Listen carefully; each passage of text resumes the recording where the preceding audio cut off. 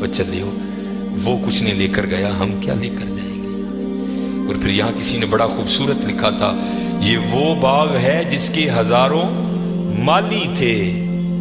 دھیان رکھنا حضرت، یہ ہمیں بڑا وہم پڑ گیا ہے، مالک ہم نہیں ہیں حضرت، یہ علماء بیٹھے ہیں۔ اس نے قرآن کریم میں کب کہہ دیا کہ تم مالک ہو؟ تو قرآن کریم میں بار بار کہتا ہے وَلِلَّهِ مُلْكُ السَّمَاوَاتِ وَالْأَرْضِ، اور اللہ ہی کے لیے ہے زمین و آسمان کی بادشاہت۔ وَاللَّهُ عَلَى كُلِّ شَيْءٍ قَدِيرٌ، یہ آپ آیت الکرسی میں ہر فرض نماز کے بعد اس بات کو دہراتے ہو۔ اللہ لا الہ الا هو الحی القیوم لا تأخذہ سنۃ ولا نوم لہ ما فی السماوات وما فی الارض، اور اللہ ہی کے لیے ہے جو کچھ آسمانوں میں ہے اور جو کچھ زمینوں میں ہے۔ سورہ آل عمران 3 پارہ، کل محبوب آپ کہہ دیجئے اللہم مالک الملک، اے اللہ اے ملکوں کے مالک۔ تیال کریو پتر وہ مالک جے، اسی نہیں ہے مال، ہم تو مالی ہیں یار۔ اور میں اکثر اپنی مثال دیا کرتا ہوں، جب میں تھوڑا بڑا ہوا نا تو میں نے کیا دیکھا، میرے گھر کے باہر جو پلیٹ لگی تھی نا اس پر لکھا تھا چودھری علم دین، پھر وہ پلیٹ بدل گئی حضرت، دادا ابو کا انتقال ہو گیا، پھر نئی پلیٹ کیا لگی، حاجی محمد نوٹا۔ پتہ نہیں حضرت یہ پلیٹ کب تک رہتی، جگہ وہاں رہی حضرت، لیکن کیا ہوا حضرت، مالیوں کے نام بدلتے رہے حضرت۔ اسی مالی ہیں حضرت، اسی مالک نہیں ہے، مالک وہی ہے۔ اور میں یہ ایک روایت بھی اکثر سناتا ہوں کہ آپ کہو گے مولوی صاحب ایمی ساڑھے کو ساڑھیاں زمینہ کھون لگے ہو، ان کو قرآن و حدیث سے بھی تو دلیل دینا۔ حضرت موسیٰ علیہ السلام کا دور مبارک تھا اور زمین کا ایک ٹکڑا تھا، دو بندے لڑ پڑے آپس میں، ایک مالک تھا، ایک کا دل بے ایمان ہو گیا۔ اس سے پہلے کہ دونوں دستے گرے باں ہوتے، خون بہتا، کسی کی جان جاتی، وہ 4 بڑے وڈیرے وچ رلے، انہوں نے بہ کے کیا گال سنو، اللہ کے نبی حضرت موسیٰ علیہ السلام موجود ہیں، کیوں ایک دوسرے کا گریباں پکڑتے ہو، چلو چل کے ان سے فیصلہ کرواتے ہیں۔ سارے لوگ حضرت موسیٰ علیہ السلام کے پاس حاضر ہوئے، عرض کی حضور زمین کا ٹکڑا ہے، یہ دعویٰ کرتا ہے زید کہ میرا ہے، بکر کہتا ہے میرا ہے، آپ اللہ کے نبی ہیں، آپ فیصلہ فرمائیں کس کا ہے۔ کچھ ایسے ہوتے ہیں نا جن کو ادب اداب کی آگاہی نہیں ہوتی کوئی بھی، وہاں بھی ایک ایسا بیٹھا تھا۔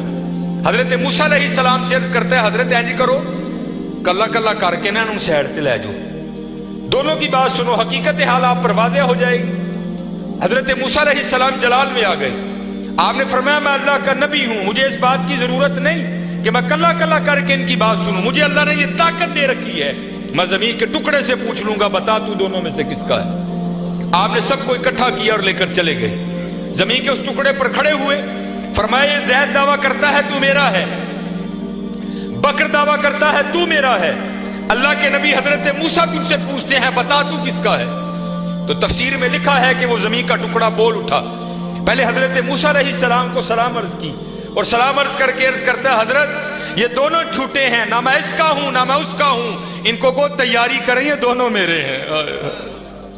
ہسی حضرت کیڑے وہم چھپے دیں تے حقیقت کیا ہے، یہ وہ باغ ہے جس کے ہزاروں مالی تھے، سکندر جب اس دنیا سے گیا دونوں ہاتھ خالی تھے۔ ہاں حضرت دھیان کریو، خالی آئے ہیں اور خالی ہی یہاں سے جائیں گے۔ ہاں جائے گا کیا، اچھے اور برے اعمال ساتھ جائیں گے حضرت۔ ان تاڑی مرضی حضرت جدا مرضی ٹیر لا لو، لیکن حضرت جی چنگائی ٹیر لائیو، مندہ نہ لائیو۔ یہ سیالکوٹ جاؤ تو آپ نے حکیم عبدالحی رحمۃ اللہ تعالیٰ علیہ کا ڈیرہ دیکھ رکھا ہے، یہ سٹی سینٹر کے تھوڑا سا آگے ہے، کتنی موقع کی جگہ ہے حضرت۔ ہم نے تو خیر نہیں دیکھا، لیکن میں نے وہ انجینئر دیکھے ہیں جنہوں نے حکیم صاحب سے کہا نا، انجینئر تھا، حکیم صاحب کا مرید ہوا تو اپنے پیر سے پیار تھا نا، تو عرض کرتے ہیں کہ حکیم خادم علی رحمۃ اللہ تعالیٰ علیہ کہنے لگا کہ حکیم صاحب بڑی موقع دی جگہ ہے، سڑک دے اتنے تھی جگہ تے روڈ تے بھی جا کے بہو گے نا تو دنیا نے اوتھے بھی آ جانا ہے، مینوں اجازت دو ہاں میں نقشہ بناواں تے اتنے سونا پلازا بنائیے۔ تو حکیم صاحب فرمان لگے وہ بابا جی رہن دے، کہنے لگا نہیں جناب پلازا بنانے، آپ فرمان لگے یار اسی بڑا لینا ہی، لیکن ایک گل سنی سی تاں نہیں بنایا۔ وہ کہتا حضرت مشورہ کرے نا، شاید بات کی حقیقت کچھ اور ہو، کیا بات سنی ہے کیوں نہیں آپ نے بنایا؟ آپ فرمان لگے یار ہی سنے آئے نال نہیں لے کے جان دیں اسی تاں نہیں بنایا۔ کیسے لوگ تھے یار، کتنا تقویٰ تھا ان لوگوں میں، اس جانب توجہ ہی نہیں کی حضرت، توجہ کی تو صرف اللہ کی طرف کی حضرت، توجہ کی تو صرف حضور کی غلامی کی جانب کی حضرت، اس جانب آئے ہی نہیں۔ اور حضرت جو اس کی جانب جائے گا نا दुनिया तो ऑटोमेटिक उसके पीछे आएगी। मौलाना रूम रहमतुल्लाहि तआला ने बड़ी खूबसूरत मिसाल लिखी, बड़ी खूबसूरत मिसाल। आप फरमाते कोई बुजुर्ग बैठे थे, उनके सामने से ना बंदा भागता हुआ गया, अफयादा नसिया पह जाए। अगले दिन फिर बैठे थे, फिर भागता हुआ गया। तीसरे दिन फिर बैठे थे, फिर गया। चौथे दिन जब गुजरा ना, आपने पकड़ लिया उसे। आपने फरमाया भैया तुझे क्या मुसीबत पड़ी है, रोज तू इस वक्त भागता हुआ निकल जाता है उस जानिब। और करता है हुजूर मैं अपना साया फड़न डे आता। आपने फरमाया फिर तू सारी जिंदगी नहीं पकड़ सकेगा। उसने कहा हुजूर वो क्यों? आपने फरमाया तूने कर दी है सूरज को कांड, साया आ गया है तेरे आगे। अब सूरज को कांड करके जितना मर्जी भाग, क्योंकि साया आगे है, वो भागता रहेगा, तू उसके पीछे भागता रहेगा, पकड़ नहीं सकता। हाँ एक काम कर ले, पकड़ फिर भी नहीं सकेगा, लेकिन फिर ये होगा कि तू साये के पीछे नहीं भागेगा, साया तेरे पीछे भागेगा। उन्हें की रो की आपने फड़कना दा पासा पोया और मुंह कीता सूरज अल। फिर मैं सूरज अल दौड़ ला, साया तेरे पीछे पीछे दौड़ेगा। ये मिसाल देकर मौलाना रूम कहते हैं तूने भी अल्लाह और अल्लाह के रसूल के दरबार से मुंह फेर लिया है और भाग रहा है दुनिया के पीछे। अब दुनिया आगे आगे, तू पीछे पीछे। ओए हाँ, भागना है तो दौड़ मदीना की तरफ लगा, फिर दुनिया तेरे पीछे पीछे होगी, तू आगे आगे हो गई। चलो लगाओ तो सही अल्लाह और अल्लाह के रसूल से लो, फिर देखो तो सही दुनिया तुम्हारे पीछे आती है कि नहीं आती। मुझे ये बात पसंद भी बड़ी है, अक्सर और पेशतर मैं सुनाता हूं, क्योंकि ये जो बड़े लोग हैं ना हजरत, इनका कमाल ये है कि ये छुपाते हैं खुद को। और मेरा दिल कहता है, क्योंकि हकीम अब्दुल हई रहमतुल्लाहि तआला की 7वीं पुश्ती विलायत पर खत्म हो गई आकर, उसके बाद सिलसिला नहीं चल सका आगे। तो ये बात आपके बड़ों में से किसी की थी, लेकिन नाम नहीं लेते थे।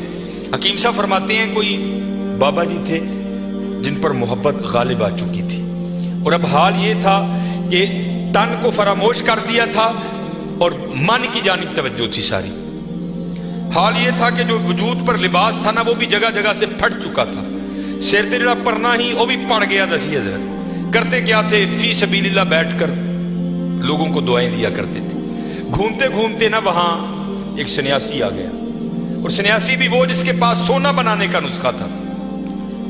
सन्यासी आया, आकर देखा बाबा जी का हाल, वो समझ नहीं सका, थूकते नहीं वो तख्ते सिकंदरी पर, बिस्तर लगा हुआ का जिनका तेरी गली। उन्हें समझा लगता बाबे होरी वाह ही गरीब ने। बाहर गया, किसी को कापी पेंसिल मंगी, सोना बनाने का नुस्खा लिख गया, लिया के बाबे नूं पेश किया। बाबे हस के कहन लगे ओए ये की आ?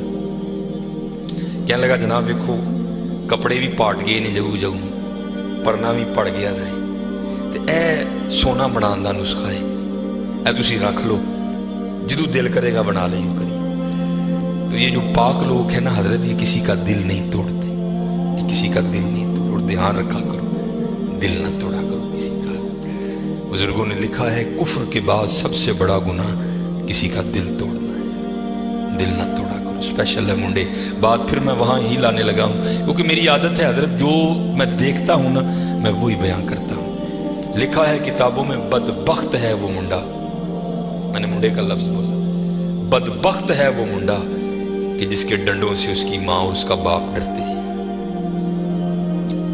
बदबख्त है नहीं, बल्कि वहां क्या हुक्म है, उफ़िम वला तनहरहुमा, उफ भी नहीं करना। लेकिन हजरत दुख की बात है, आज हमारे नौजवान अपने डंडों से अपनी माँ और बाप को डराते हैं। हजरत ना डराया करो। ये अब मैं बाप बना हूं ना, मुझे पता लगा है कि बाप बनना कितना औखा काम है। तो मैं जब कभी अबू जी को देखता हूं तो मेरी आंखों से आंसू आते हैं, यार आज तो कितनी आसानियां हैं, लेकिन जो मैं छोटा सा 1984 इस बाबे ने मैंने किंज पाले होना है, किंज पाले होना है। और फिर मुझे मौलाना रूम की बड़ी बात याद आती है। को बाबा बैठा था इसी तरह ना, बाप बन गया था, तो बच्चा सीन में बैठा था, तो दीवार पर ना आकर कौवा बैठ गया।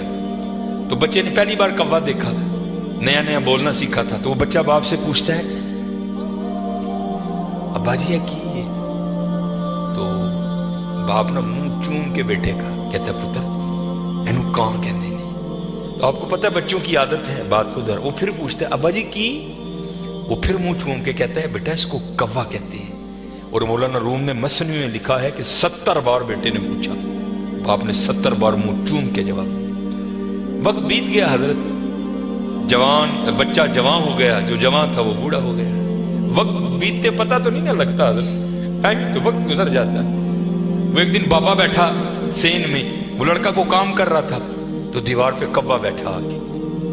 وہ بابے کو بچپن یاد آ گیا، کہندا چلو پلا پوچھی ہے منڈا کی کردا ہے.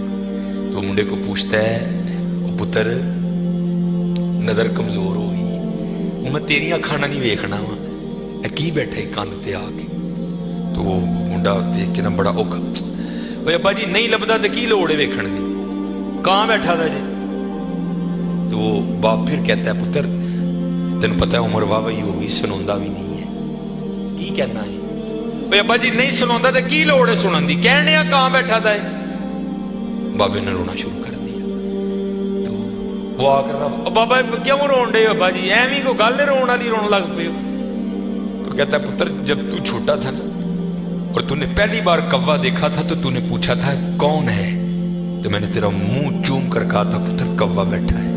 اور تو نے 70 بار پوچھا تھا، میں نے 70 بار منہ چوم کے جواب دیا. اور میری باری دوجی باری کالا پہ گئی. پتر بڑا دھیان کری، بڑا دھیان، جڈے مرضی ڈانڈ لو، جڈا مرضی چوڑا سینہ ہوئے، لیکن بابے نو پتا ہوئے یار ہے میرا پتر ہے. اج بھی جتی لا کے سر چ ماراں گا، اونجی کھائے گا جویں بچپن چ کھانا سی. اور حضرت سن لئیو، میں وہ کہندے نے نا پیو دیاں گالاں تے گھیو دیاں نالاں، واقعتاً گھیو دیاں نالاں جی. میں بڑیاں مار کھادی دی اپنے والا صاحب کو، بڑی مار کھادی، اور اج دی مار نے مینوں 12 لا چھڑی.